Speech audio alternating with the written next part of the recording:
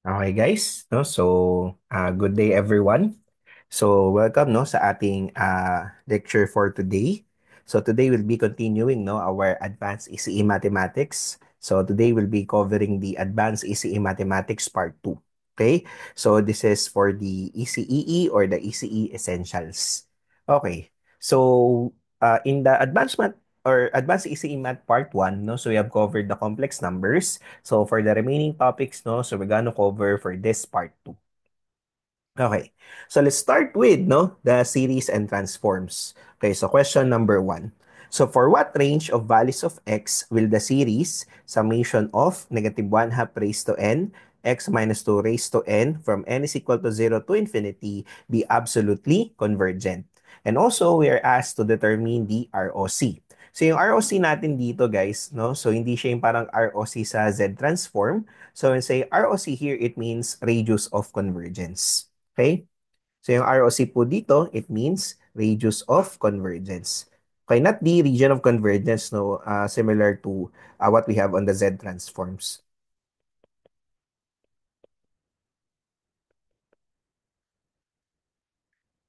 Okay? So, okay. So, how are we going to solve this question, guys? No, so this would be our solution. Okay.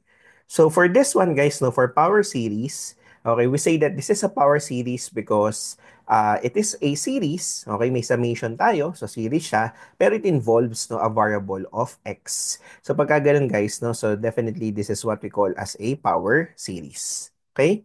All right. So how do we solve this question, guys? So we're going to employ what we call as the ratio test. So use ratio test. Okay. So sir, paano po ba yung ratio test? Okay, so meron lang tayong formula, no? Pag sinabi nating ratio test, no? So what is that formula that we are using? So, ang gagamitin natin sa ratio test is we're going to solve for the L, okay? So L is equal sa limit, okay, ng absolute value ng A sub n plus 1, okay, all over A sub n. Yan. Okay, as n approaches positive infinity. Okay, so that is the statement no of the ratio test. Okay, so how are we going to use the ratio test here? What is A sub n, guys? So A sub n is actually yung laman ng power series natin, no, yung nasa loob ng summation. So in this case, our A sub n, okay, is negative 1 half. Yan, so lagay lang natin yung absolute value dito. Okay, yan. Medyo habaan natin guys kasi malaki yung that this would be a fraction. Yeah, so let's just make this larger. Okay, so sa kabilang side, ganun din. Okay, what would be in the denominator is yung ating expression for yung nasa loob ng summation. No? So in this case, we have negative 1 half, okay, raised to n, okay, tapos times x minus 2 raised to n. So sa numerator, ganun din, ulitin lang natin siya. But this time, ang sabi kasi rito guys is a sub n plus 1. So maglalagay lang tayo ng plus 1, no? So lahat ng n, i-replace natin with n plus 1. Okay guys? Then we're going to get this limit. So kunin natin tong limit natin. So we're going to get this limit, no? As n approaches infinity. Okay? So we're going to solve this, no? Limit n approaches infinity. Okay, so how are we going to do it, no? First is, let us simplify first because we can actually simplify this one. So we have the limit. Okay? So anong mangyayari dun sa loob, guys, no? So makikita niyo po dito. So actually, dito ko na lang siya isulat, no? No, so pwede kasing mag-cancel, no? So magka-cancel yung denominator natin because we have negative 1 na raised to n sa denominator. Okay, so maka-cancel yung corresponding negative 1 na raised to n sa numerator. Pero may iwan na plus 1. Same goes with this, no? Maka-cancel din si x minus n raised to x minus 2 raised to n. Ito rin, maka-cancel yun. Kaso may plus 1 na may iwan. So ano pong may iwan sa loob, guys, no? So we're going to have the limit, okay, ng absolute value ng ano guys, no? So, ang may iwan sa atin, we have uh, negative 1 half. Okay, negative 1 half raised to 1. Okay, and then uh, we have x minus 2. Okay, raised to 1 as well. Okay, tapos n approaches infinity. So as we can see, no, from here, wala na tayong n na variable. So in other words, we can factor out everything. So pag pinactor out natin yung absolute value ng negative 1 half, simply 1 half lang siya. However, yung absolute value ng x minus 2, hindi natin pwedeng basta-basta alisin yung absolute value. Okay? Yan kasi variable po siya. So, ang may iwan sa loob, guys, is limit ng ano na lang, limit ng absolute value ng 1. Okay? Yan. As n approaches infinity. No, yan. So, yung limit ng 1 as n approaches infinity, of course, this is simply 1. So, therefore, no, so we will now obtain a value for L. So, what will be the value for L, guys? So, yung value ng L natin, okay, that would be equal sa, yan, 1 half, okay, absolute value ng x minus 2, no, sa ating power series. That's the value for L. Now, may condition tayo ngayon for L, no, para dito. So, if, ano yung mga condition natin under the ratio test? So, if L, okay, so if yung L natin, okay, is less than 1, so it means that the series is, absolutely convergent. And absolutely convergent. Okay, if L is greater than 1, ito naman yung series is divergent. Okay? Now, if L is equal to 1, okay, this one is inconclusive. So, we're going to check, no? Kapag gusto nating makuha yung result, kapag saktong equal sa 1, dun, kailangan nating mag-perform ng ibang test, no? Para masabi kung divergent or convergent siya. But in this case, since ang kailangan natin is the absolutely convergent condition, so we're going to just use the first one, which is ito, guys, no? So, gagamitin po natin to. Yung absolute value ng L is less than 1.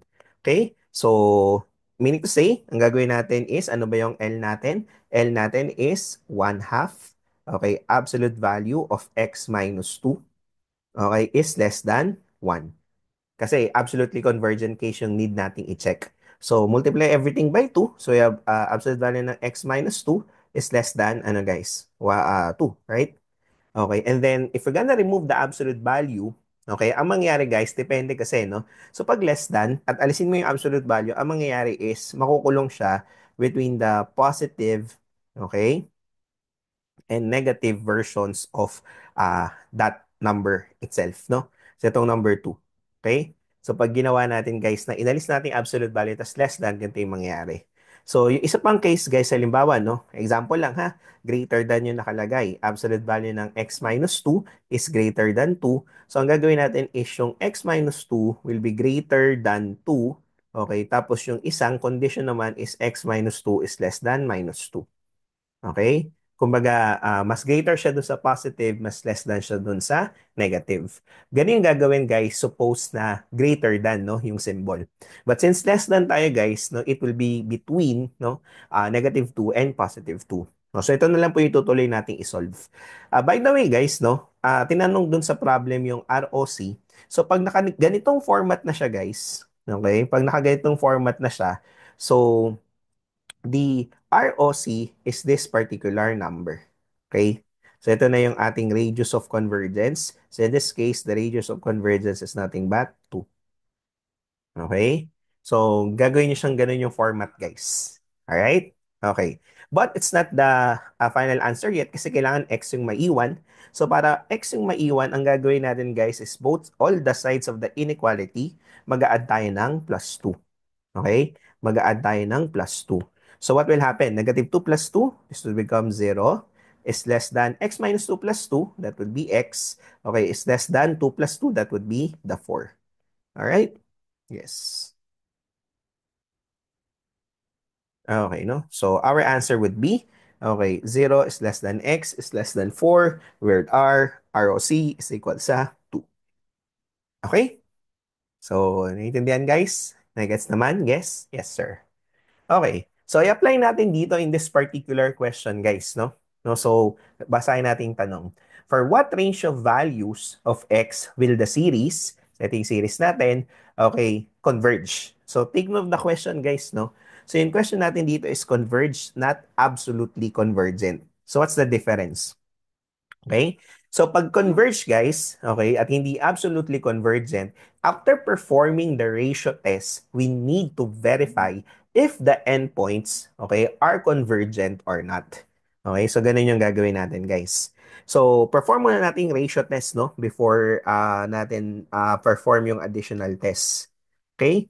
So again kapag converge lang yung sabi, you need to perform the ratio test first. Then after you obtain what we had earlier, so you're gonna perform other tests para malaman kung kasama yung endpoints. Actually, guys, no, in this particular problem, hindi na natin kailangan i-perform yung ratio test because look at the choices, pare-pares siyang between 2 to 4. It's just a matter of testing whether yung 2 ay kasama, kung less than or equal to 2 ba siya, or less than or equal to 4, or less than lang, or gets. Okay, ganun, no? But at any rate, as a practice, no, let's try to perform the ratio test first. Okay, so performing the ratio test, what will be the value of L? So, rectine ko na guys, no? Okay? So, yung L po kasi is yung, yung nasa loob ng summation. So, in this case, that would be, I mean, yung A sub n natin is yung nasa loob ng summation, basically. Okay, so to find the L, no, so this is simply the limit, okay, okay, of n approaches infinity ng ano guys, we have x minus 3 raised to n upon n. Yan, numerator, ganun din. We have the x minus 3, okay, raised to n upon n. Kaya lang, ang numerator may plus 1. Yeah, okay. So as we can see, no, this would cancel actually. Yan, mag-cancel yan guys. Yan, no? Okay, so bali x minus 3 na lang yung may iwan. And then we have n plus 1 all over n plus 1. So pag nire-write natin siya guys, no? So you can factor out the x minus 3 na may iwan. Factor out natin siya. So we have the absolute value of x minus 3. Okay, and then we have the limit. Okay, limit ng ano guys, no? So mapupunta yung n dito sa taas over n plus 1. Okay, as n approaches infinity. So definitely guys, no, pag pinalit natin infinity, bali parang infinity over infinity plus 1. So the limit of this would be 1, right? Okay. So this would approach to 1. So ang may iwan sa atin guys is what will be the value of L. So yung L natin is absolute value ng x minus 3. Okay? First is, since converge tayo, let's test yung absolutely convergent condition. Absolutely convergent condition guys, no? Yan. Absolutely like convergent. So what's the condition again? Para masabi na absolutely convergent siya. So condition natin guys is that yung L natin, okay, must be less than 1. So in this case, yung absolute value ng x minus 3, okay, must be less than 1. Okay, tapos since less than uli siya, so ang mangyayari is makukulong siya. Okay, yung x minus 3 itself, no, makukulong between, okay, the positive and the negative versions of 1. Okay. No, so actually, in this case, if we will be asked ano yung ROC or the radius of convergence, the answer is 1, right? Okay. Tapos, yun. Plus 3 na lang tayo sa all sides niya. So, plus 3. Okay. Plus 3 and plus 3. So, anong makukuha natin, guys? So, plus 3 minus 2. Plus 3 minus 1. We have the 2. Okay. Is less than x minus 3 plus 3. That is x. Okay. 1 plus 3. That would be the 4. Okay?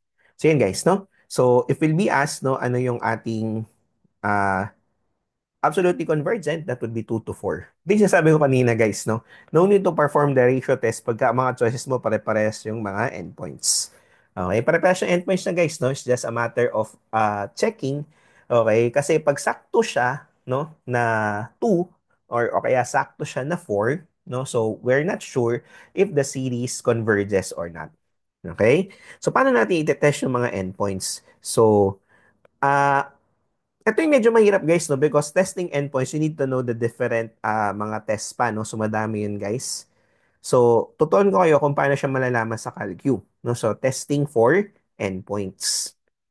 So, for testing for endpoints, guys, you can actually use the calculator to identify whether a certain point is kasama siya dun sa range na magko-converge o hindi. So, ang mangyari guys, no, sabihin natin na yung unang endpoint natin na itetest is when x is equal to 2. Kasi gusto nating malaman kung kasama yung 2 o yung 4, right? So, pag sinubstitute natin yung 2, no, so that would be 2 minus 3, okay, raised to n. Yan, divided by, ano guys, divided by n, okay? From n is equal to 1 up to infinity. Okay? So, sa calculus ngayon guys, pag tinype nyo po siya, yan, syempre wala namang n sa calculus, no? So, if you're going to type this on your calculator, you will type it as, ano guys? Okay, 2 minus 3, that's negative 1, right? So, we have negative 1 raised to n and divide by n. Again, wala ring n sa calculus, so you're gonna use x. And divide by x. Yan. From x is equal to 1, okay. So, you try to put uh, 20 first. Yan, 20 muna. Okay, and then you'll check the answer. And then you're gonna repeat this one. Okay, so this time guys, ay lalagay nyo naman ay 50. Ayan, no? So from x is equal to 1 up to 50. Okay, and then you will compare. Okay, ko-compare nyo siya. So try natin guys, no? So we have the summation of negative 1 raised to x. Saan po nanggaling negative 1, sir? 2 minus 3.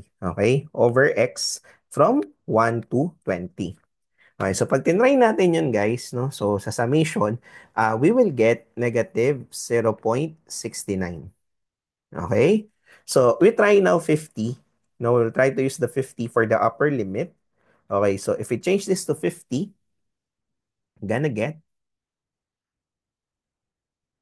okay, negative 0.68. Okay, negative 0.68. Okay? Now, see the difference? So ano yung difference natin? Difference natin is small, no? So kapag ang difference no between the two summations ay small, ibig sabihin ano guys? Okay, therefore kasama yung x is equal to 2. X equal to 2 is included. Okay, included siya guys. So kasama siya no dun sa ratio test natin. I mean sa interval that will make our summation or our power series convergent. Okay? Now, test naman natin guys yung isa. So, when x is equal sa 4. Okay? So, when x is equal sa 4, ang mangyayari is summation. So, we have the 4 minus 3. Okay, raised to n. Yan, all over n. Okay, as n approaches. Yan. From n is equal to 1 up to infinity. Okay? So again, no, we're going to use our calculators and key in natin to. So first is we have the summation. So ito 1 raised to n ang mangyayari.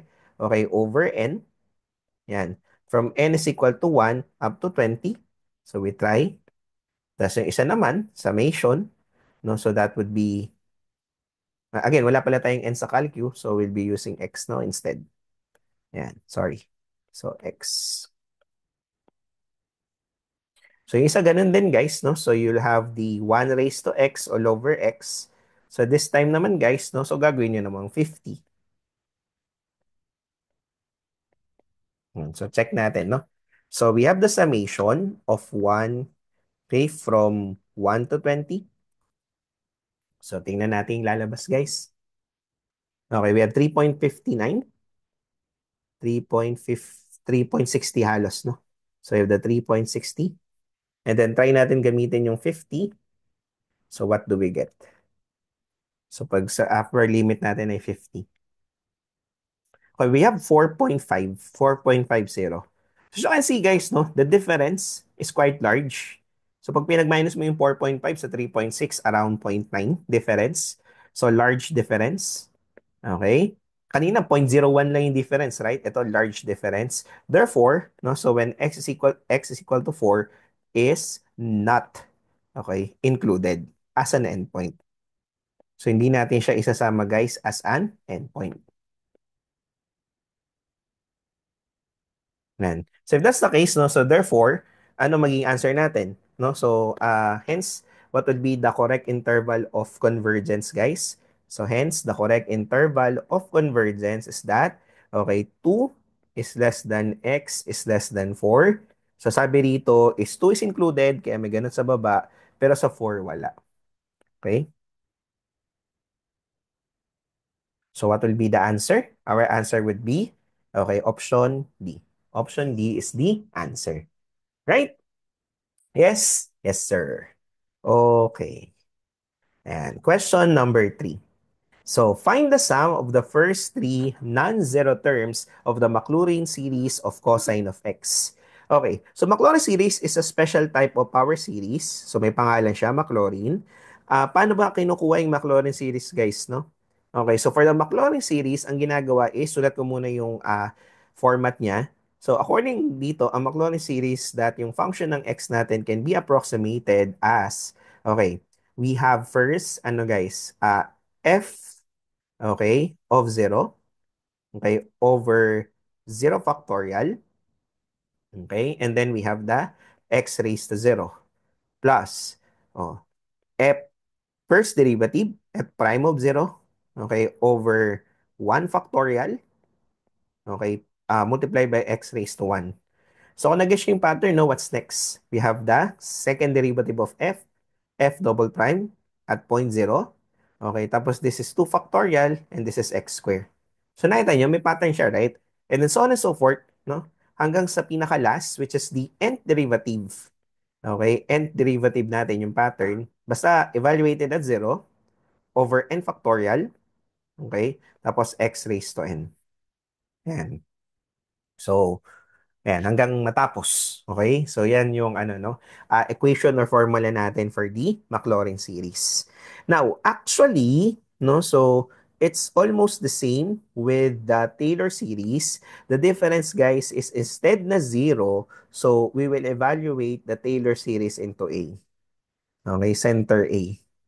Yan, no? So, this is the Maclaurin series.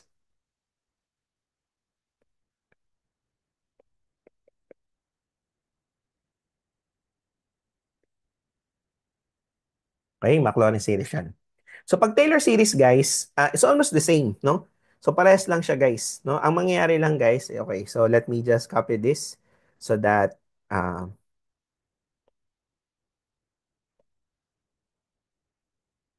yan, copy lang natin guys. Yan, para sa baba, doon natin lagay si Taylor series. Okay? Taylor series. So pag Taylor series guys, no? So let me erase this.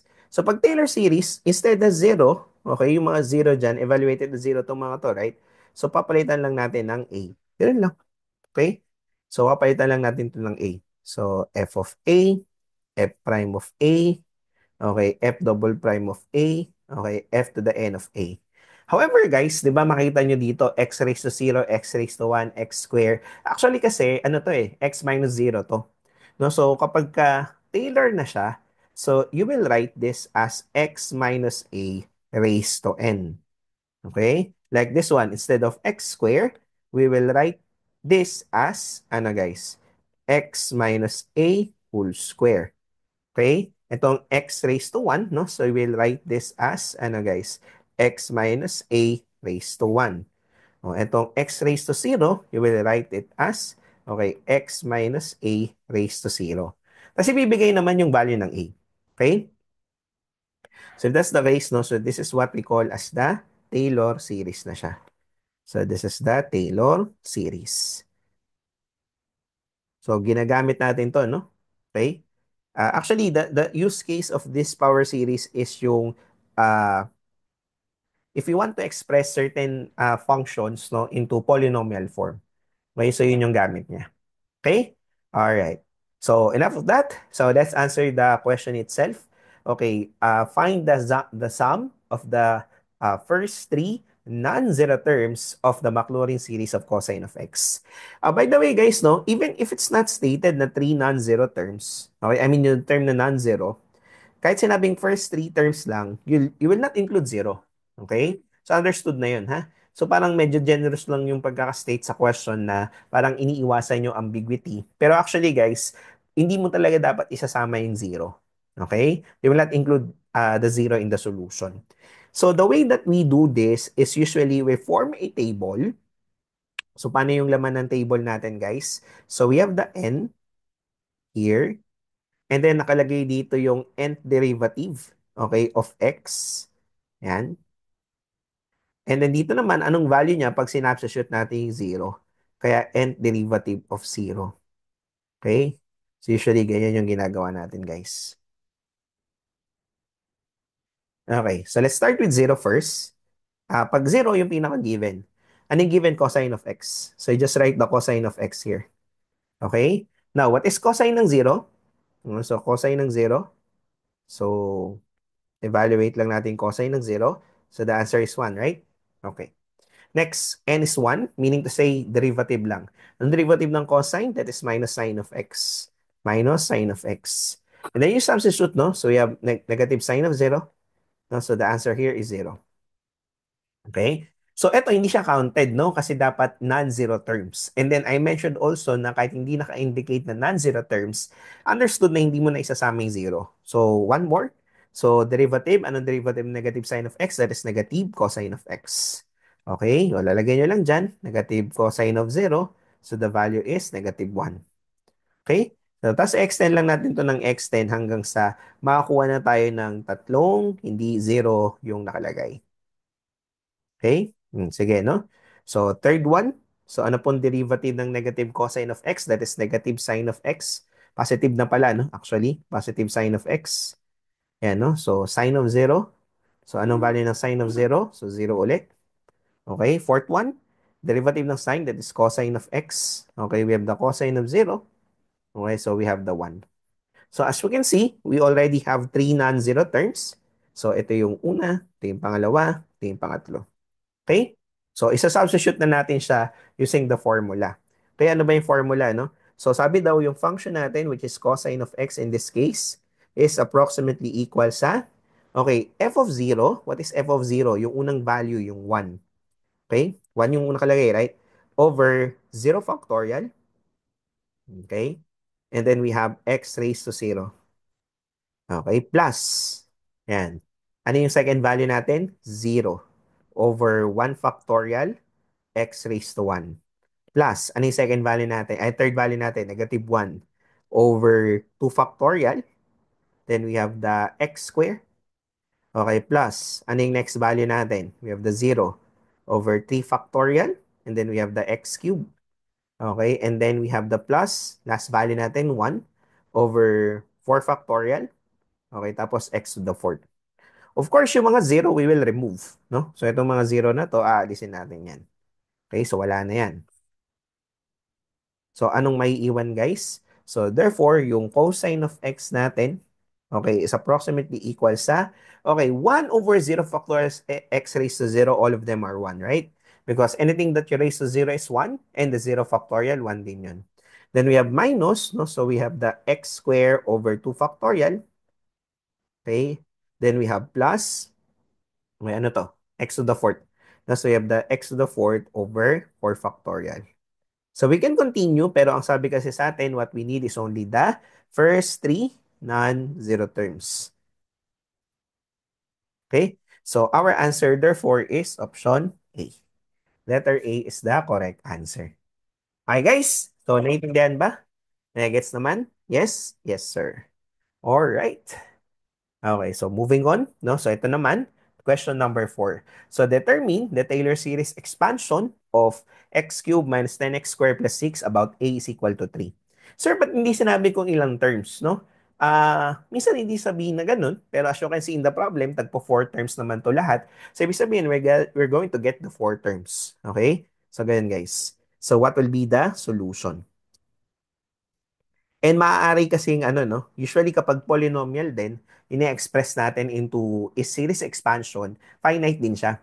So in other words, no, minsan talagang natatapos na lang siya on that specific number of term. So makikita nyo in this case. Okay, again, Taylor ang kailangan natin, ha? And A natin is given. Sabi ko kanina, given naman yan. So dito daw ay A is equal to 3. Okay. So we have the N. Okay. And then we have the uh, nth derivative of x, wherein the x is already given. Okay, and then we have the, okay, nth derivative. Okay, ang a natin ay 3. So we will evaluate everything at 3.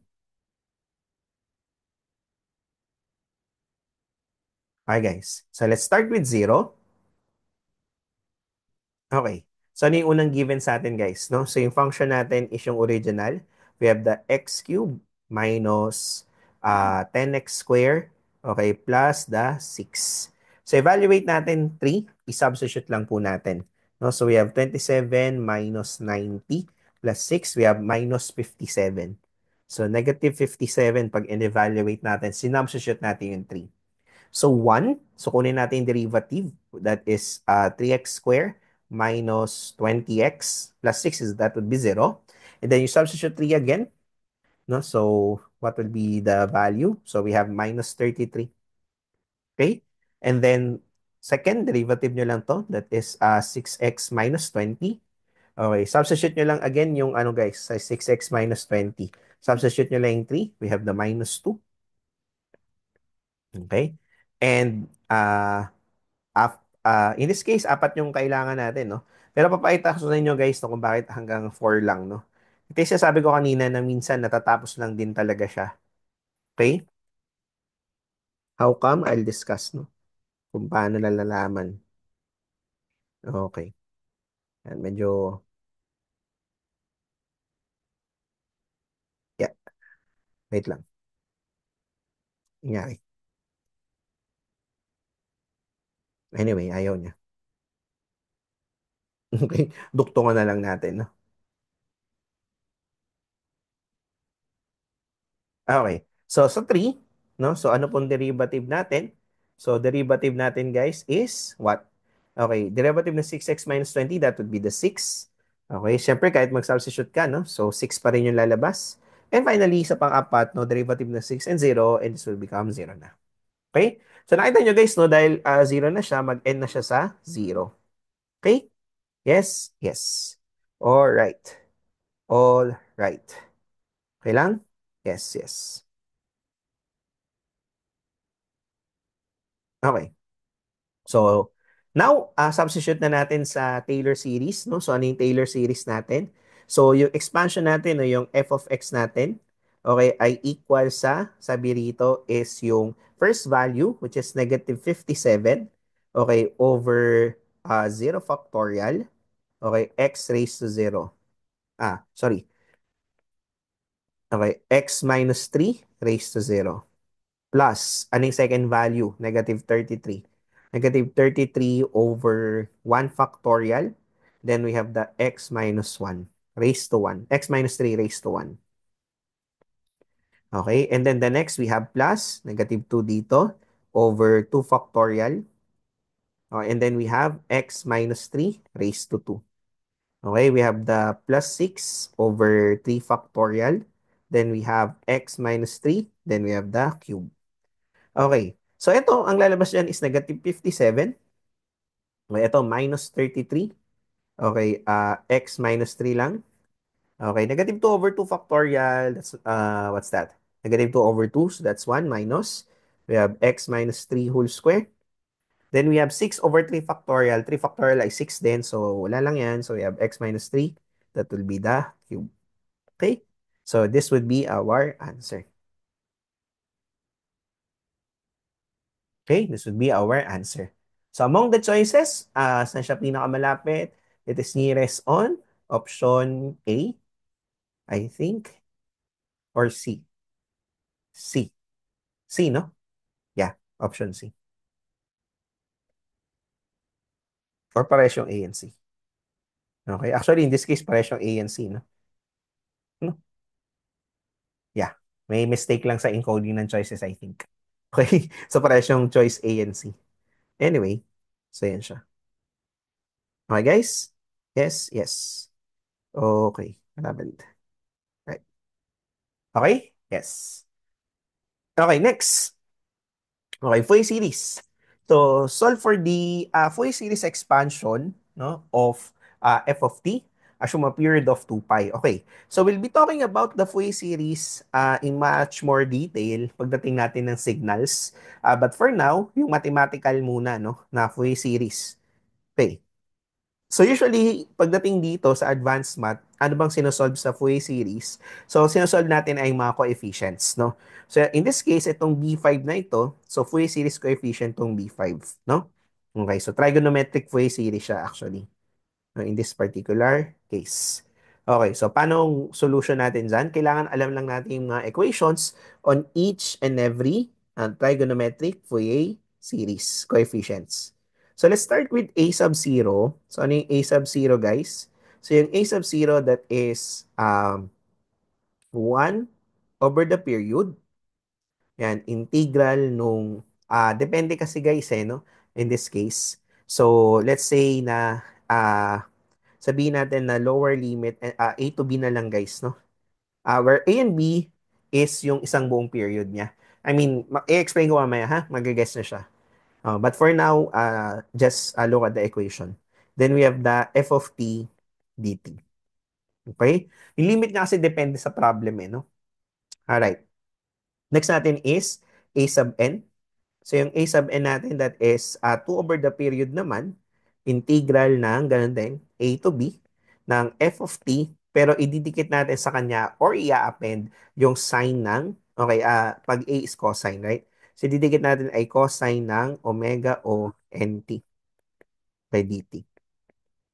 Alright? And for b sub n naman guys, no, for b sub n, that is 2 over the period. Ganun din, no, integral ng a to b. Okay, we have the f of t. Ano naman ididikit natin guys? Sine naman. We have the sine ng, omega o nt. Okay, dt. Sir, ano yung omega o? Omega o is the fundamental angular frequency. That would be 2 pi over the period.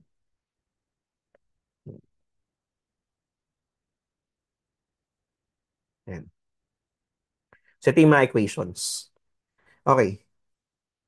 So in this problem, B5 lang yung kailangan. So kung B5 yung kailangan, guys, ayan, no? So B5, yan. So yung formula ng B yung gagamitin natin, no? Kasi kailangan natin ng B5. Okay, so ano yung formula natin na yun? So that is 2 over the period. Okay, 2 over the period. The period according sa problem is 2 pi. So just write 2 pi there. Okay. And then we have the integral. Okay? So ngayon guys, yung integral natin ngayon is piecewise. So kung ilan yung numbers ng piecewise mo, ganun din yung number ng integral na meron tayo. Okay? So bali yung unang integral, yung value ng function natin ay 1. So you put 1 there. Tapos since b ang kailangan natin, ano yung didikit natin? Sine. Okay, we have the sine. Okay, sine ng, okay, omega o nt. By the way, ano yung omega o natin? Sabi nga natin, omega o is 2 pi over the period. If the period is 2 pi, okay, like according in this problem, the period is 2 pi.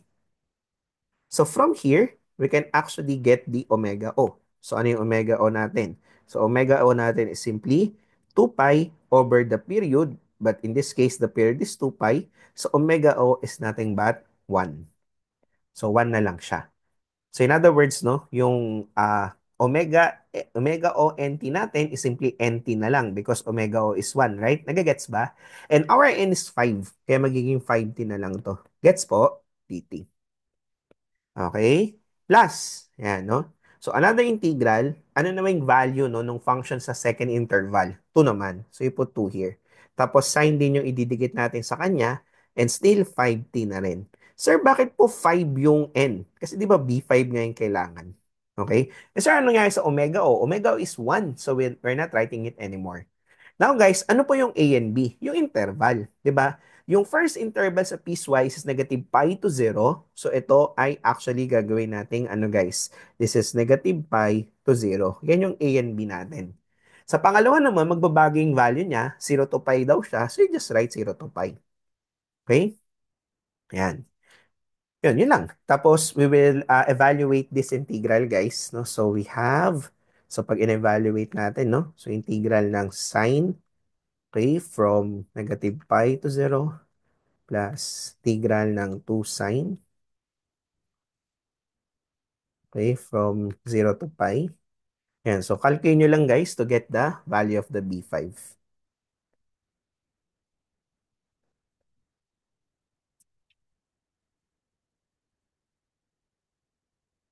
So, yung more detailed na discussion we'll cover sa signals, no? For this, more on mathematical evaluation tayo. Okay, we have 0.127. Okay? So, what will appear is the 0.127. So, check natin sa options, guys. No? So, from the options, Alin dyan ang 0.127? I think that is 2 over 5 pi. Okay, 2 over 5 pi. And this is approximately, pag chinek natin, no? So that would be 2 over 5 pi. So our answer, guys, is option A. Option A is the answer. Okay? So, naintindihan, guys? Yes? Yes. Okay. Yeah, number 6. So, let's try. So, given x of t equals 2 plus 3 cosine ng 2 pi over 3t plus 4 sine 5 pi over 3t. Solve for C2 and C5 where Cn is the exponential Fourier series coefficient of x of t. Okay, guys. All right. So, how are we going to answer this question, no? Okay. So, for exponential Fourier series, ano bang format niya? Okay? So, for an exponential Fourier series, okay, according sa theory is that yung signal natin na x of t, okay, can be expressed as, okay, summation, okay, ng exponential Fourier series c, okay, sub n, okay, e raised to j, okay, omega, okay, omega o nt, okay, from n is equal sa minus infinity up to positive infinity. So, yan yung expression natin ng x of t. Ang tawag natin dito is the exponential Fourier series, where c sub n is the exponential Fourier series coefficient. Okay, yung kanina kasi guys, yung may an, bn, no? Yan. So, trigonometric yun. Okay? So, ito exponential. But they are the same. Kung mapapansin nyo guys, no? Parehas lang yung mangyayari dito. Kaya lang ito, in terms ng complex exponential. Okay? So, naka-exponential form tayo. So ngayon, ang gagawin natin dito actually, sa mga gatong question, madali lang naman to.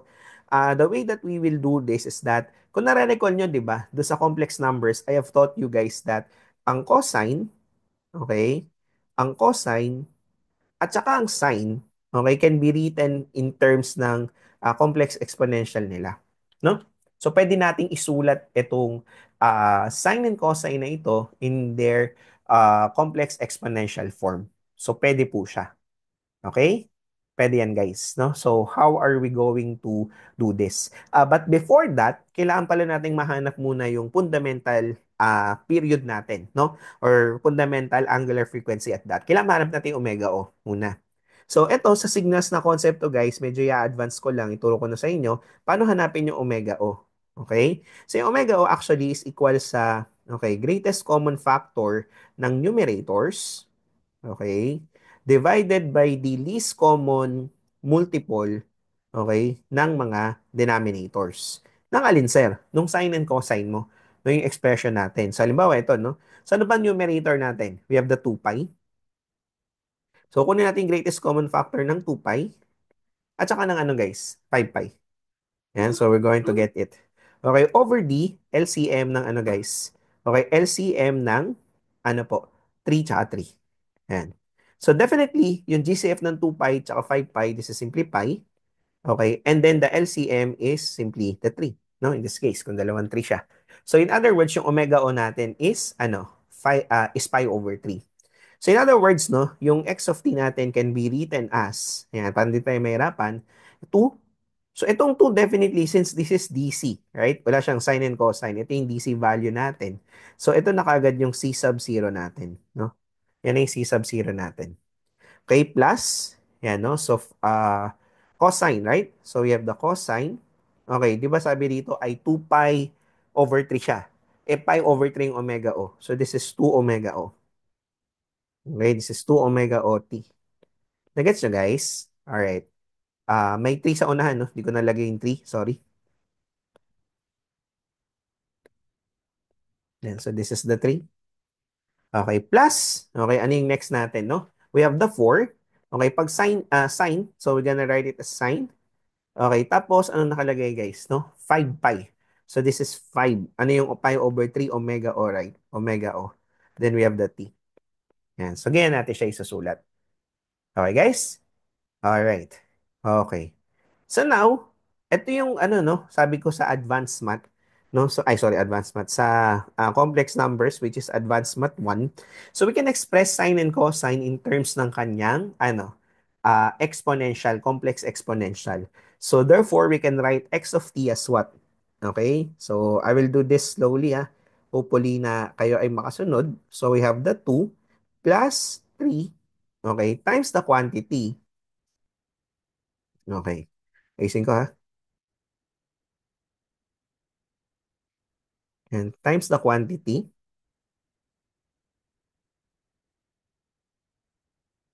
Eh, hintayin natin, ha. Okay. So, paano ang cosine kung nare-recall nyo pa? Ang cosine is simply, ano po, e raised to, okay, j ng 2 omega o t, okay, plus e raised to, yan, medyo kadikit pala, no? Bawasan natin, ay, ano yun natin, adjust natin ng konti, habaan natin. Okay, and then this is what? This is e, plus siya, di ba? Plus. Okay, ano naman to? Negative naman to. Negative j. Okay, 2 omega o t. Yan, magiging ganyan, no?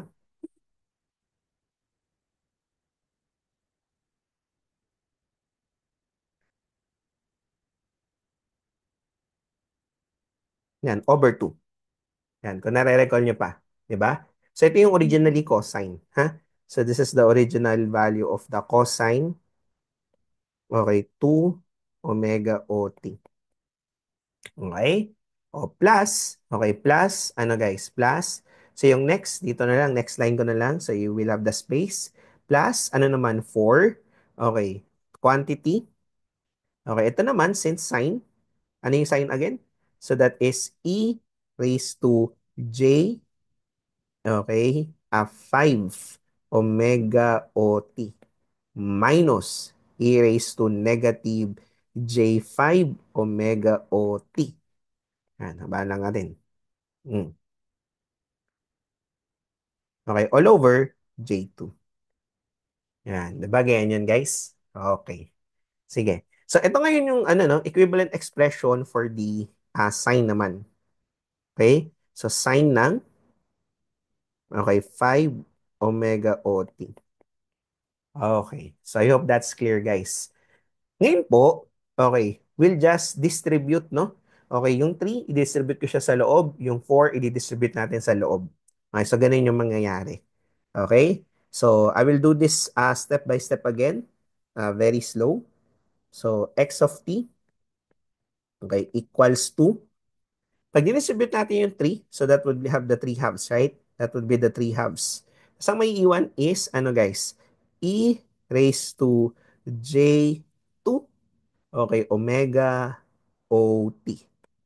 Okay, plus, okay, 3 halves. Okay, ito ingat lang, no? Unahin ko na yung j. Pag inuna natin j, that would be negative 2 na, no? 2 omega o t. Naintindihan, guys? So, bali, instead na e raised to negative j2, inuna ko yung j, tas negative 2 na siya. Okay po? O, tas ito, plus, plus, distribute natin yung 4, so that would be 4 over, okay, j2, 4 over j2, tas ang nakalagay ay e raised to j5 omega o t. Okay, omega o t. Okay, minus 4 over j2. Yan, dinisabit lang natin yung 4, no? Yan, minus kaya minus 4 over j2. E raised to, again, unahin ko na yung j, and then we'll have the negative 5 here, and then omega ot. Okay?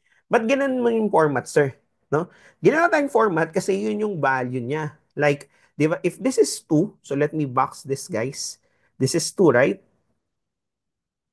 Okay, that is 2. So if that is 2, therefore, this is the C2. Okay, this is the C2. Kasi ang kailangan daw natin ay C2, right? C2 tsaka C5. So, halimbawa ito, di ba, this is negative 2. Yan. So, in other words, ito, C, yan, that would be C underscore negative 2. Okay, ganyan siya. Okay, so baka hindi nyo nakikita, medyo i-adjust ko ng konti, guys.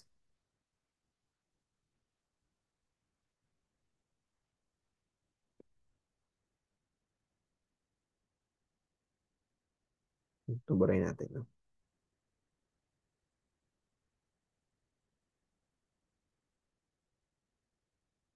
Yan. Nagigets po? So, halimbawa, ito, no? So, ito ay 5. Ayan yung 5. This is the 5, right? So, therefore, itong 4J2 natin na to, okay? Ito yung C5. Okay?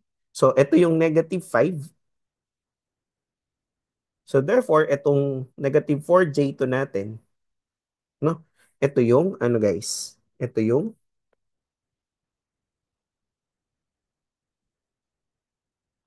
yan, ito yung C sub -5. Okay? So, ano bang kailangan natin, guys? Kailangan natin yung C2. So, yung natin sulat. So, ano yung C2 natin, guys? So, sabi dito yung C2 natin is equal sa, okay, 3/2. Okay, tapos, we also need the C sub 5. C sub 5 natin, it is, 4/J2. Okay? So, maraming tatanong sa akin dito, no? So, bakit daw hindi ganun yung nasa choices? Kinalc guys, no? Calc yun na yan. So, what is 4/2i? So, 4/2i, this is nothing but negative J2. Okay, negative J2. So, therefore, our answer is option C, no? In this case. Option C in this case. Okay? Yes? Yes, sir. All right. Yes. So, okay lang? Ayos lang? Yes? Yes, sir. Okay. So, next, number 7. So, find the Fourier transform of the one-sided decaying exponential function. Okay, again guys, no, pagdating natin sa signals, discuss natin yung Fourier transform. But for this one, let's just focus on the mathematical aspect, no? Paano siya ino-compute mathematically? Okay, so what will be our solution? Let us solve. Okay. So, pag hinahanap yung Fourier transform, guys, as in mathematical lang, no? So, meron lang tayong shortcut, no? So step 1, ano yon? Ano ba yung function natin? E to the negative t. Substitute, yung zero, guys, okay, kung may value yan, isa-substitute din natin. Okay? Because sa Fourier transform, let me write the definition of the Fourier transform, guys. So, yung x of omega, yan, it is given as integral no, ng x of t, okay, e raised to negative j omega t, okay, dt, from minus infinity to positive infinity. Okay? So yan talaga no, yung definition natin, no? So yan yung range, no, from minus infinity to positive infinity. So that is the uh okay, analysis function, no, ng ating Fourier series. Okay? So that's how you sorry, not Fourier series, Fourier transform. So that's how you get the Fourier transform talaga. However, no, in this case, since mathematical yung hinahanap, I mean, just purely the expression lang, no?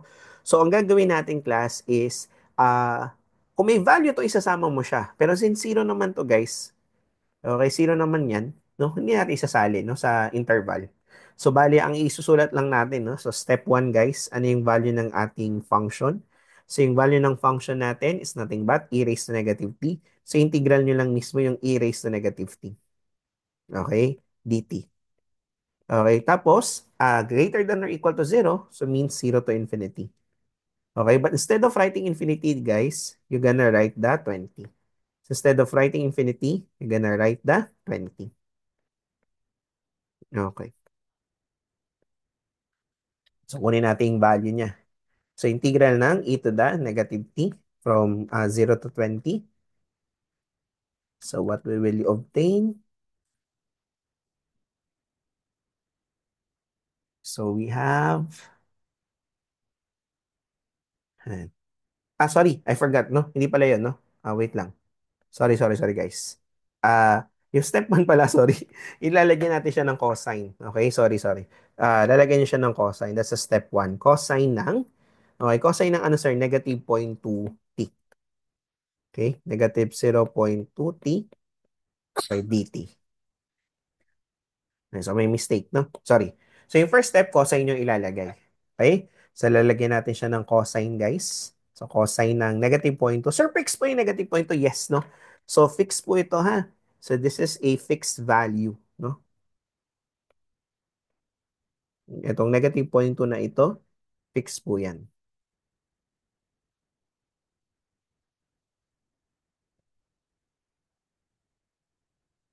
Fix yung negative 0.2. Okay? Anyways, we have 0.962. 0.962. Okay. So, step number 2, ganun lang din ulit, no? So, yung expression natin, so we have integral, okay, e to the negative t. Pero nagamit mo na yung cosine, so sine naman sa next. So, sine naman. Sine ng negative 0.2t, okay, dt. Again, this is from 0 to infinity. Okay? Yan. Kasi t is greater than or equal to 0. Pero sabi ko nga, yung infinity, papalitan nyo lang ng 20.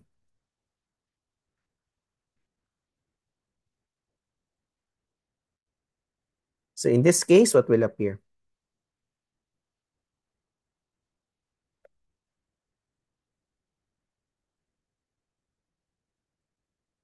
Yan, wait lang natin ha. Mag-appear sa calculator. Okay, we have negative 0.192. Okay, so we have the negative 0.192. So anong gagawin natin doon sa result no, nung part 1 and part 2? So yun yung part 3 po natin, guys. So for the part 3, you just need to add. Okay? So ano yung result ng part 1? We have the 0.962. I-add lang natin, guys, sa result nung part 2, which is negative, okay, 0.192. Pero yung pangalawang part, lalagyan nyo ng J. Yan. So this would be our answer actually. Yan yung answer natin. Okay? Now, step number 4, we're going to check sa mga options. Okay, step number 4, no? So, check natin sa mga options. So, choices tayo, guys. So, from the choices, no, so pili tayo sa mga choices, guys. By the way, no, pag namili kayo sa choices, don't forget to set your omega to be equal sa 0.2. Okay, omega to be equal sa 0.2. So, halimbawa, pinili natin is option B. So, yung option B natin is 1 upon 1 plus, okay, J omega. So, in this case, so lalagay natin 1 over, okay, 1 plus J ng 0.2. So, evaluate natin yon. So, we have 1 over 1 plus 0.2i. So, we're gonna get, no? So, yung lalabas dito, guys, what we have is 0. Okay, 962. Okay, minus J. Okay, 0.192. Okay? So, tugma? Yes? Yes. So, therefore, option B is the correct answer. Option B is the correct answer. So, okay lang? Nagets naman? Yes? Yes. Okay. All right. So next question. Solve for the Fourier transform of the given function x of t equals 5 from negative 2 to 2 and 0 otherwise. No? So what will be our solution? Again, guys, no, pagdating natin ng signals, no, we're going to discuss this mathematically. I mean yung in retrospect sa signals. Pero this time, since mathematical lang tayo, let's focus to the mathematical aspect. No? So, ano yung step 1? Sabi ko nga, integral nyo lang yung given. No? Ano ba yung given na function? So, integral lang natin, no? So, sabi daw yung function daw natin na x of t, 5 yung value niya. Okay? Ididikit natin si cosine. Cosine ng, ano guys, negative 0.2t dt. Okay, limits natin would be from, ano, hindi 0 to infinity. Right? Sabi daw kasi ang value is defined from negative 2 to 2. So, you put negative 2 to positive 2 dito. Okay? Yan. So, we have integral ng, ano guys, 5 cosine of negative 0.2 from negative 5 to 5. Negative 2 to 2, sorry.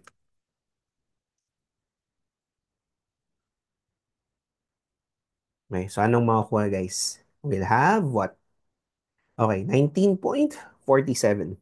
19.47. Okay. So now is papalitan nyo lang, gagawin nyo na lang, ano, ulitin nyo lang to guys. Pero this time ay, ano, sign naman ang gagawin, no? So sign ng, ano, negative 0.2t by dt. Yan. So ano limits natin? So again, ganun ulit, negative 2 to 2. Okay. So the result here would be what? So the result here would be 0, no? So if you try. So 0 yung lalabas dyan guys because sign is an add function. Alright, no? So step number 3. So as I mentioned, no, for step number 3, add nyo lang yung result ng una, which is 19.47 plus result ng pangalawa, pero lalagyan nyo ng J. So this would be our answer, guys, no? So 19.47 plus J0. So step number 4 is pili tayo sa mga choices. So options tayo, guys. But take note, pag namili tayo sa choices, no, we're gonna set our omega to be equal sa 0.2. Okay, 0.2. Okay, so mga choices, anong piliin natin, no? So let's say letter B. Yan, let's say letter B, guys. So ano yung option B natin? Option B is 10. Okay, sine ng, okay, 2 omega. So omega natin, sabi nga natin, we set it to be 0.2. So 0.2. Okay? Yan, divided by, okay, again, omega is 0.2. Yan, so calculate lang natin ito, guys, no? Make sure na naka-read dyan kayo, by the way, ha? Yan, no? So we have the 10 sine ng 2 times 0.2 over 0.2.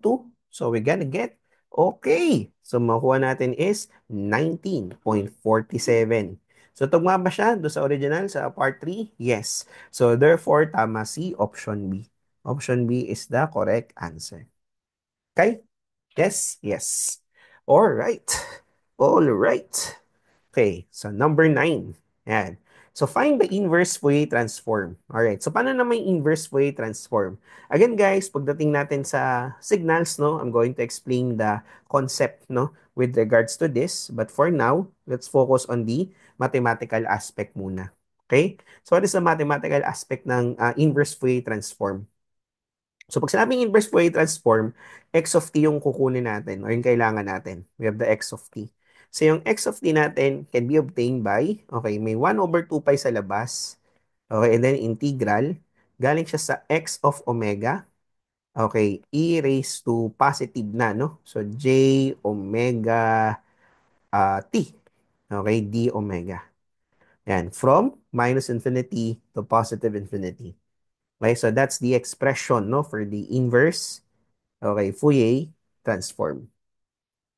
And inverse Fourier transform, guys.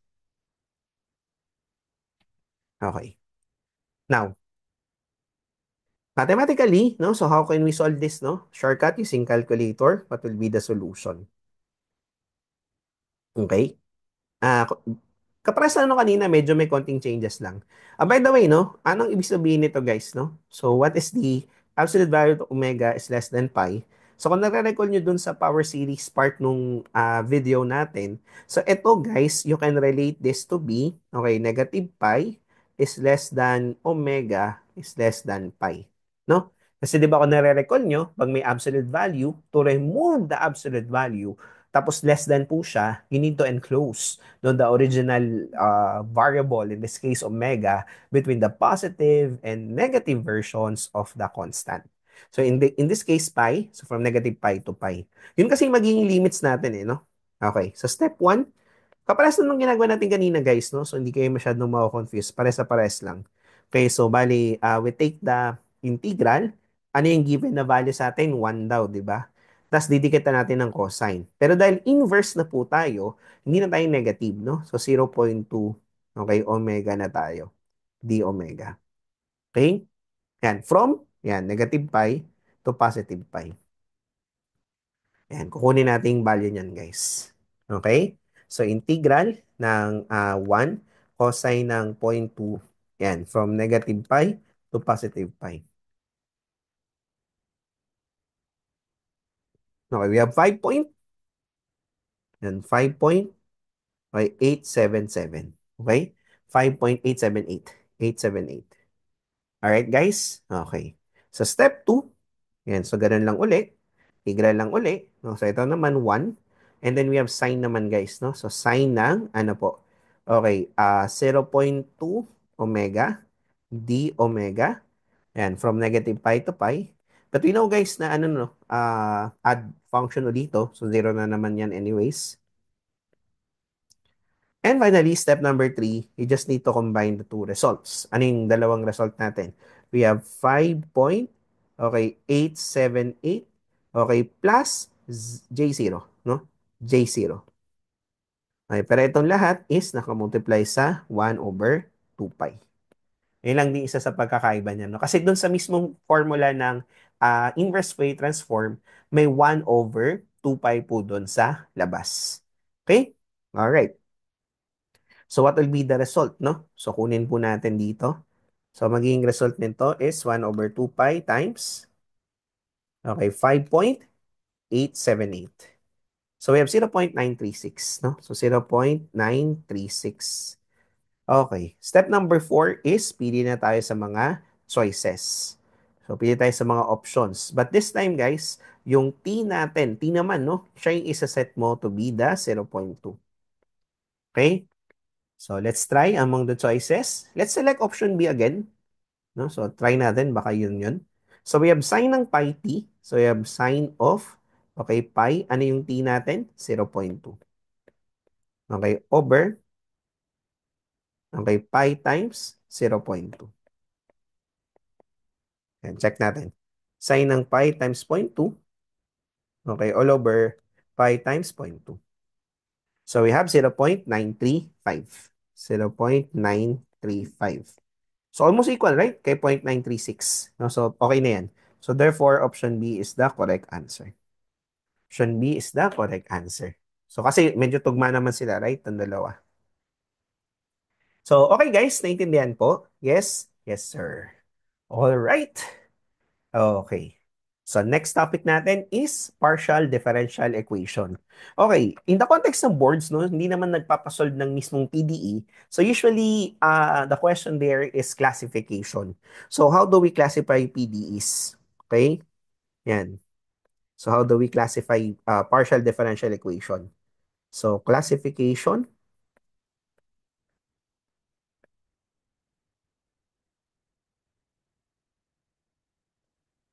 classification of PDE. Yan. Yan. Usually yung second order to, no? Na partial differential equation ay yung pinapaklasify. So, how do we classify, guys? Okay. So, punta muna tayo sa pinaka-standard format natin ng PDE, which is given as, okay, A, okay, times the partial square U with respect sa x square plus B, ito ay partial square U, okay, with respect sa, okay, partial x, partial y, okay, plus c, yan, partial square u, okay, with respect sa partial y square, okay, plus d, okay, partial u with respect sa x, plus e, okay, partial u with respect sa y, okay, plus f, no? Yan, function tong f natin, no? Okay, function ng variables to with is equal to 0. Okay? So this is our partial differential equation, second order. So let me just resize this, no? Yan. Okay. Now, how do we classify, guys? It's based on the values ng b square minus 4ac. So parang similar siya sa discriminant, no? Nung quadratic equation. So kunin nyo na yung value ng b, ng a at saka c, tapos kunin nyo yung b square minus 4ac. So if this is less than 0, this is equal 0 or greater than 0, iba-iba yung classification ng ating partial differential equation. So pagka less than 0 to, no, this is classified as elliptic. Okay? Kapag equal 0, this is classified as parabolic. Okay? Kapag greater than 0, this is classified as hyperbolic. Hyperbolic. Okay? Yan, sa inyo mga classification natin. So in this case, guys, no, ano ba yung partial differential equation natin? So ito yung given, right? So partial square u with respect sa x square, so definitely itong 3 na ito, ano yan, guys? So this is nothing but the a. A po yan. How about this one, no? Yan, minus 4. Okay, saan siya nakadikit, guys? Kay partial square u over partial y square. So therefore, this is the c, right? Ito yung c natin. So from here, we can calculate the discriminant kasi mukha siyang discriminant eh, no? So calculate na natin yung discriminant. Ano yung b square minus 4ac natin? B square minus 4ac. So equal yan, guys. Ano yung b natin? B natin is 0. So 0 square minus 4. Ano yung a natin? 3. Ano yung C natin? Negative 4. So what is this value? This value is 48, right? This is 48. Now, what can we say about 48, guys? 48 is greater than 0. Okay, this is greater than 0. Since this is greater than 0, therefore, anong classification natin, guys? Classification natin is hyper. Okay? This is the hyperbolic. This is the hyperbolic. So, option D is the correct answer. Option D is the correct answer. Yes? Yes. Okay. All right. Okay. Ayan. So, usually yun lang sa PDE. You just need to classify. Okay? Tapos pala, no, in addition, so, minsan may mga, ano sila, mga known na differential equation, no? I mean, known na PDE is under that one. So, pag elliptic, no, so yung known na tawag sa kanya is the Laplace, okay? Laplace differential equation. Pag parabolic naman, usually yung tinatawag nating heat equation yan. And kapag ka hyperbolic, ito yung wave equation natin. And this is the wave equation. Yan, no? So parang yun yung, bawa, ano yung Laplace equation? Elliptic yun. Ano yung heat? That is parabolic. Ano yung wave? That is hyperbolic. Okay, guys? Okay, sige. Alright, so now let's go sa ating last topic, guys, which is the simultaneous linear equations. So ano ba to? Matrix po yan. Okay? Ito yung linear algebra.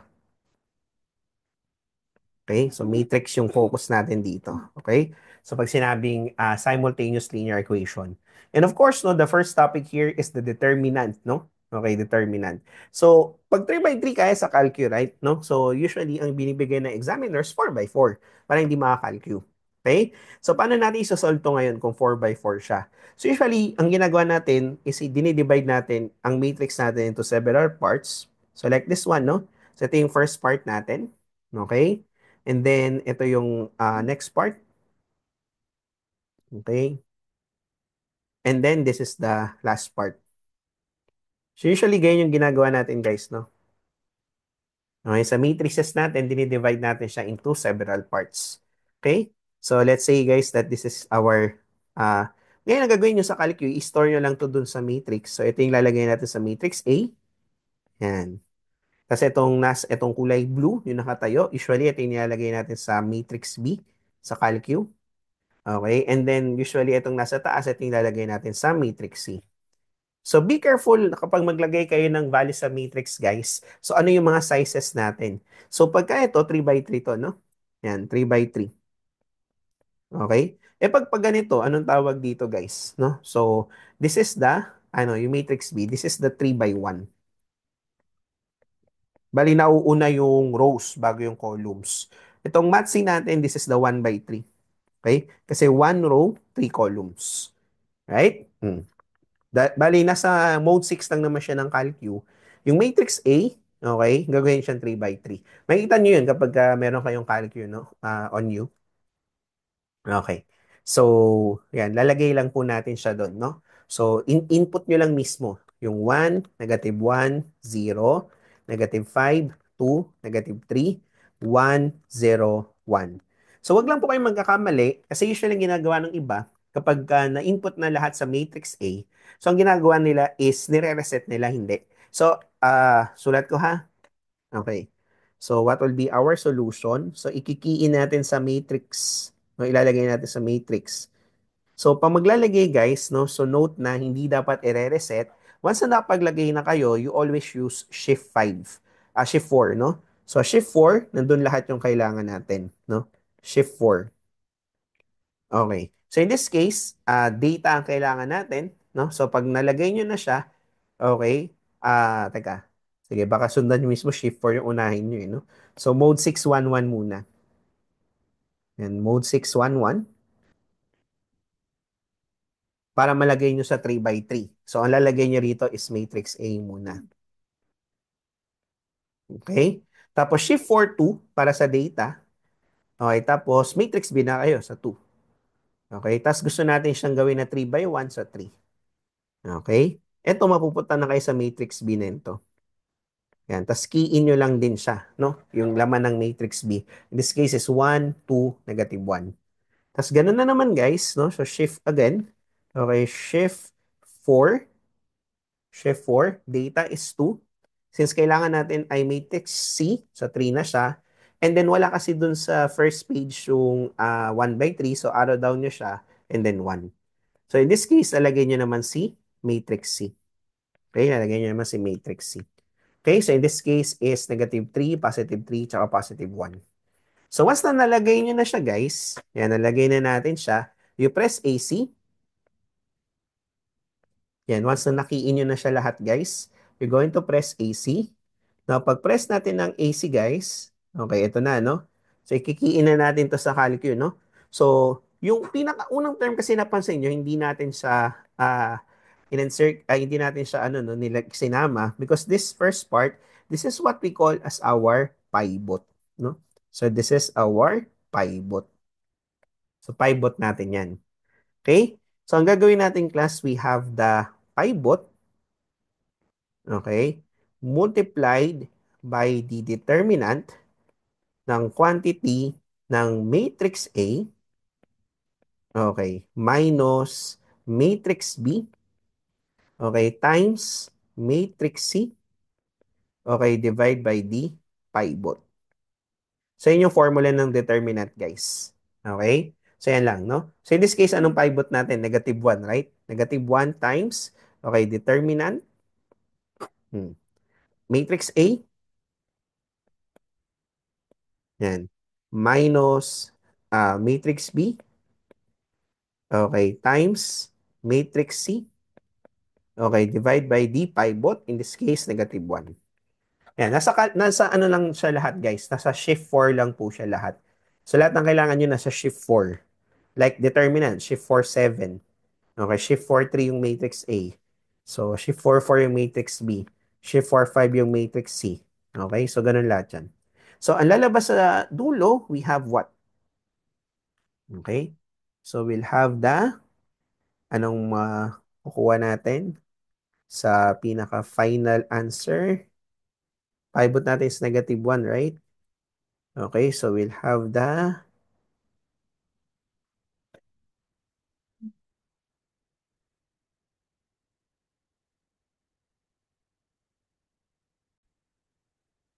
okay, so we have the negative 1, no? So sorry for that, no? Okay, we have the negative 1. Okay, so medyo iba pala yung napindot ko sa calcu, guys. Yan, so we have the negative 1. Okay, so in this case, no, our answer is option B. Okay, option B is the correct answer.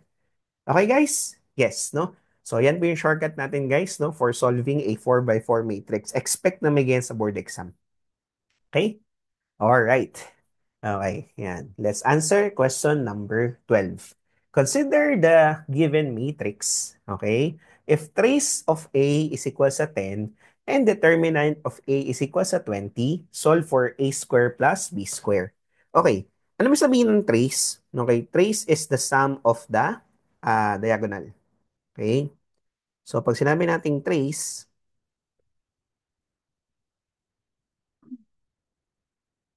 then what do you mean when we say trace? And when say trace, this is the sum of diagonal. So, bali kapag inad natin diagonal, ayun yung trace natin. Okay. Yung determinant, of course, yun yung ginawa natin kanina. However, in this case kasi, papansin nyo guys, no, mukha na siyang almost, no, malapit na siyang maging yung tinatawag nating upper triangular matrix. So, ano ba yung tsura ng upper triangular matrix, guys? So, para maging upper triangular matrix, no? So, let's say this is 1, 4, 3, 2. Okay, 0, 8, 2, 1. 0, 0, 4, 0. We have 0, 0, 5B. Guys, pag ito kasi, okay, yung itong 5 na ito, supposed to be is naging 0 siya. Okay, pag naging 0 yan, so, this is now what we call as an upper triangular matrix. So, palitan natin, kunyari 0 siya. Yan, no? So, ito na ay yung tinatawag nating upper triangular matrix. Bakit upper triangular, guys? Kasi kung mapapansin nyo, no? Itong upper part natin, oops, nagtaging ganyan. Yan, no? So, ito, no? Kung mapapansin nyo, yan, para na siyang triangle, no? Yung shape natin. Okay? Para siyang triangle, right? Kung zero sana, eh kaso hindi zero, 5 yung nakalagay. So, anong naman sense ngayon, sir, kung upper triangular matrix na siya? Kasi guys, pag upper triangular matrix, yung product ng diagonal is actually the determinant na. Now, nagets guys? Ayun. So, in other words, guys, no, our goal here is to make this an upper triangular matrix. How, sir? By performing elementary row operations. Okay? So, sa elementary row operations, hindi nyo napapansinin yung mga okay na row, no? Bawa ito, yung 1, 4, 3, 2. Yun ang pakialaman yan. Itong 0, A, 2, 1. Okay na rin yan. We have the 0, 0, 4, 0. Okay. We have the 0, 0, 5, B. Yan. So, guys, okay, ang gagamitin nyo lagi is yung row immediately above that one. Okay? So, ano ba yung row immediately above that one? The row 3. So, using the row 3, how would you make the 5 to become 0? So, tama ba that to do that, the original row 4, okay, should be subtracted, no, with the 5 over 4 times ng row 3. Okay? Saan? Di ko naintindihan. Saan mo nakuha yun? Kasi ganito, di ba? Yung 5, okay, paano nyo siya gagawing 0? So, para maging 0 siya, using the row 3, kasi ang kailangan gamitin mo yung row immediately above, yung 5, paano ba siya magiging 0? Ano yung kailangan i-add mo sa kanya para maging 0 siya? Gamit yung 4. So, bali parang 5 plus, let's say, 4x, okay, is equal to 0. So, ano lalabas na value ng x, no? So, ang lalabas na value ng x would be, ano? Yan, no? So, ang lalabas ay, ah, yan, negative 5 over 4. Yan, pag sinulid mo, right? Kaya doon nakuha yung negative 5 over 4. Okay, kasi di ba ito ay 4, ito ay 5. So, para maging 0 yung 5 gamit yung 4, so kailangan mo ng negative 5/4. Okay, guys? So, I hope that's clear. Okay? O, sige, no? So, ngayon, pag ginawa natin to, okay, anong mangyayari? No? So, ang mangyayari guys is that, okay, everything, first, second, third rows will be the same. Yung last row lang yung mapapalitan. Okay? So, burahin ko na to guys para ito na yung maging reference natin. So, i-move ko lang to, no? Remove lang natin dito. Tapos dito ko na isulat yung row operation na gagamitin. So, ito yung row operation na gagamitin natin, right? Teka lang, hindi ko siya mabaksan. Yan. Okay. Burahin ko na to kasi mapapalitan yung buong last row eh. Okay. So, unahin natin ha. So, sundan nyo ako ha. So, we have R4, okay, minus 5/4 times 0. So, the result is still 0. Nagets nyo guys? No? Yan. So, ito ulit. 0 minus 5/4 ng 0. So, syempre 0 ulit. Okay? O, ito nga yung 5. Itong 5. Okay? So, 5 minus 5/4 ng 4. So, that would be 5 minus 5/4 ng 4. That will be 0. Okay? And then, ito, 0 minus 5/4 ng B. That would be 5/4 ng B. Ay, sorry. B lang pala. That would be the B. Kasi parang ang mangyayari is B and B minus 5/4 ng 0. So, that would be the B. Okay? So, B lang siya. So, ngayon, kung makikita nyo guys, yung bagong matrix natin is, ano na siya, upper triangular matrix. So, we can now get the trace. So, what will be the trace, guys? So, yung trace natin, okay, would be equal sa, okay, 1 plus A plus 4 plus B. So, the trace would be equal sa 10 daw. So, bali, A plus B plus 5 equals 10. So, therefore, A plus B is equal sa 5. A plus B is equal sa 5. Okay. Next. Okay, paano natin kukunin yung next? So, next naman natin kunin natin yung determinant. So, yung determinant dito, guys, since upper triangular matrix siya, product na lang mismo ng diagonal. Bali, parang 1 multiplied by A multiplied by 4 multiplied by B ay equal, guys, saan? 20 raw, no? So we have the AB is equal sa 20. AB is equal sa 20. So in this case, ang hinahanap daw what is A square plus B square. Actually, parang ito yung mga problem sa MTOP no? Kung nare-recall nyo yan, no? So tama, di ba? Pwede mo kasing gawin na A plus B whole square. Pag ang A plus B whole square, ano lalabas? Tama ba? That is A square plus 2AB plus B square, isn't it? Okay, you can now rewrite this as A square plus B square plus 2AB. Kasi ito, A plus B whole square pa rin. Yan. Ngayon may value ka na ng A plus B, right? Anong value ng A plus B? 5. So you have 5 square equals A square plus B square plus 2 times, ano value ng AB mo? AB natin is simply, ano guys? Sorry, but 20. No, sorry, mali. Hindi 20 ah. Dinivide na natin eh. So that would be 5 ha. Okay, kasi 4AB na to eh, right? So this is 4AB is equal sa 20. So AB is 5. So 2 times 5, no? 2 times 5. Okay, so therefore, what will be the A square plus B square? So therefore, pag inayos natin, the A square plus B square, this is simply equal sa, ano guys, 25 minus 10. So we have the 15. 25 minus 10, we have the 15. Okay? So, naintindihan guys? Nagets ba? Yes? Yes, sir. All right. Okay. Next question. Determine the rank of the given matrix. Ano yung rank? Okay, yung rank guys, ganito yan, no? Ang goal natin is to convert this one first into an upper triangle. Yung row echelon form natin. Ano yung row echelon? Para siyang ano, no? Para siyang tawag dito. Upper triangular matrix, pero not necessarily naman na parang upper triangular siya. No, so basta ang mangyayari guys, dapat, ang bawa, 'di ba? Yung first row nito, itong tatlo na ito, dapat maging purely zero siya. Okay, parang ganun yung ibig sabihin. Tapos ito naman, dapat itong dalawa, maging zero ito. Tapos ito, dapat maging zero siya. Okay, so yun yung ibig sabihin ng row echelon form, no? So, ayan, yun yung goal, maging upper triangular matrix. Kaya lang minsan kasi hindi naging upper triangular matrix. Okay, makikita nyo mamaya. In this case, hindi siya talagang magiging mukhang upper triangular eh, kasi may mangyayari.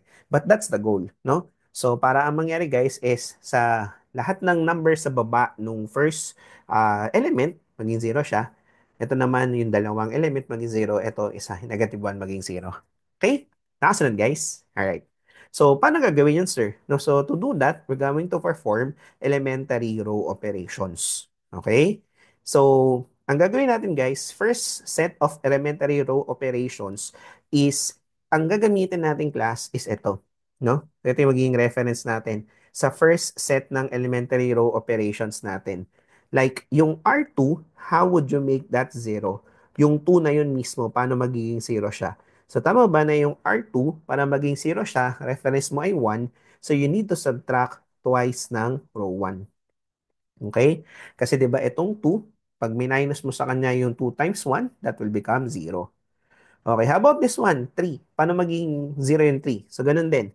So, from R3, no? So, ima-minus mo sa kanya yung 3 times ng row 1.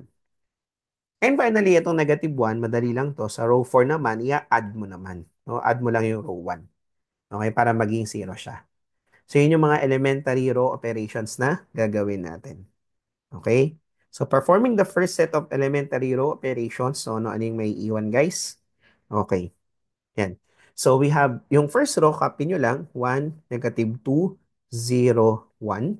Okay. What is 2 minus 2 times 1? That would be 0. Okay. Negative 1. Tingnan nyo maigi ha. So, negative 1 minus 2 times negative 2. So, 4, 3. So, that would be 3. Nakuha na guys. Gets na? So, that would be 3. Okay, next is 1 minus 2 times 0. So, that is 1. 0 minus, so we have negative 2. Negative 2. Ganyan guys, no? Ito naman. 3. Yan, tingnan nyo maigi ha. So, ito yung 3. Minus natin yung 1 times 3. So, that would be 0. That would be 0. Okay, negative 3. Okay, minus 3 times negative 2, 6, 3. That would be 3. Okay, 1 minus, yan, so that would be 1.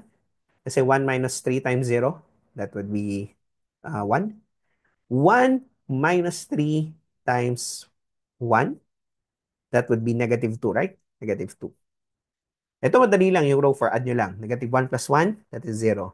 Negative 1 minus 2, negative 3.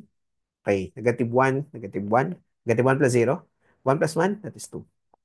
Okay? So, sana naintindihan guys ha. Kung hindi, kaya niyo yan ha. I believe in you. Alright. So, ngayon guys, since yan, yung first goal natin is nagawa na natin, naging 0 na yung lahat. So, next naman guys, is ito namang dalawa, no? We will make this 0. Okay? Ito yung next goal, maging 0 tong dalawa. And to do that, you will not touch row 1 anymore. Just focus on row 2. Okay? So, gagawin natin yung row 2. So, paano to? Para maging 0 to, is just simply row 3 minus row 2. Okay? Ito naman, para maging 0 yung row 4, add mo lang si row 2. Diba? Kasi 3 minus 3, that is 0. Negative 3 plus 3, that would be the 0. Okay? So with that, we can now get the next matrix natin. Next na upper triangular matrix natin. Next na iteration after we perform the elementary row operations. So negative 1, negative 2, 0, 1. We have the 0, 3. Okay, 1 at negative 2. Okay, ngayon add natin guys ha. Okay, 0 plus 0 is 0. Minus pala. 0 minus 0, that is 0. 3 minus 3, that is 0. 1 minus 1, that is 0. Negative 2 minus negative 2, that is 0. Next, add naman natin. 0 plus 0, that is 0. Negative 3 plus 3, that is 0. Okay, negative 1 plus 1, that is 0. Okay, 2 plus negative 2, that is 0. Okay, sinusundan, I hope na nasusundan nyo guys ha. Ulitin ko po ha. Okay. So, ang ginawa natin is, ito muna. 0 minus 0, 0. 3 minus 3, 0. 1 minus 1, 0. Negative 2 minus negative 2, 0. Kasi R3 minus R2. Next, 0 plus 0, 0. Negative 3 plus 3, 0. Negative 1 plus 1, 0. 2 plus negative 2, 0. Bakit kasi R4 plus R2? Okay. Ayan. So again, ang goal nga natin, ano nga uli yung magiging mga zeros dapat, no? So dapat ang maging zeros, ang goal natin, no, for the upper triangular matrix, para maging upper triangular matrix siya or the row echelon form. Okay, ito dapat maging zero, ito dapat maging zero, okay na siya. Tapos ito dapat maging zero, kaso nadamay na siya, zero na siya, so okay na yan. No, so stop na tayo basically. Okay, so na-achieve na natin yung goal natin. Okay, so this is actually, in row echelon form. Okay. So ngayon guys, pag naka-row echelon form na siya, you just need to count, okay, how many rows are purely zeros. As in yung puro zero, ha? No? So ito ay puro zero, 1. Ito ay puro zero as well. This is 2. Okay? So yun yung rank natin. So yung rank natin is equal to, yan. Ilan ba yung original rows natin? 4. Minus ilan yung rows na puro 0? Dalawa. So, ang sagot ay 2. So, therefore, yung rank ng matrix natin is rank 2. Therefore, yung rank ng matrix natin is the rank 2. Okay? So, naintindihan guys? Yes? Yes, sir. So, that's how you identify the rank. Okay. All right. So next question, determine the eigenvalues of the following matrix. Okay, so what will be the solution? So how to solve for the eigenvalues, no? Actually, madali lang naman yung eigenvalues, guys. So ang gagawin natin, di ba, meron tayong original matrix. So to get the eigenvalues, magma-minus lang tayo ng lambda. So 2 minus lambda sa diagonal. No? So ito 2 pa din. So this is the 5. Then we have the negative 1 minus lambda. Again, magma-minus lang tayo ng lambda sa diagonals. Next is get nating determinant. Since this is 2 by 2 matrix, ang determinant niya, ano lang, no? 2 minus lambda multiplied by negative 1 minus lambda. Okay, minus 5 times 2. Okay, equals 0. Equate nyo lang sa 0 to get the eigenvalue. Again, ano po nangyari, sir? Hindi ko po na-get. So, yung pag ganyan, ito yan siya. Okay. Multiply nyo lang dito. Multiply nyo lang yung pababa. Minus nyo lang yung product ng minultiply pataas. Okay. So, ganyan lang ha. Pag 2 by 2. So, madali lang.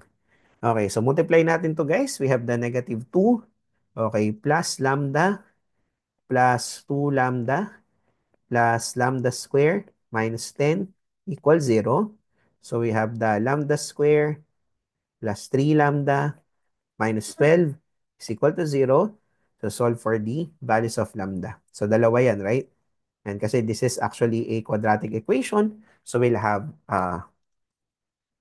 yan, two roots. Okay, we have okay, 4 pala to, no? Teka, minus 12, no? Negative 2. Okay, so lambda square, okay. Negative, positive, negative pala, sorry. Supposed to be, okay, sorry, may mali. Negative 2 lambda pala to, sorry. Negative 2 lambda. So this is negative 2 lambda, this would be negative lambda. Okay, my apologies. So this is negative 1, we have the 4 and negative 3. We have the 4 and negative 3. Okay, so therefore, our answer is option C. Okay, option C is the correct answer.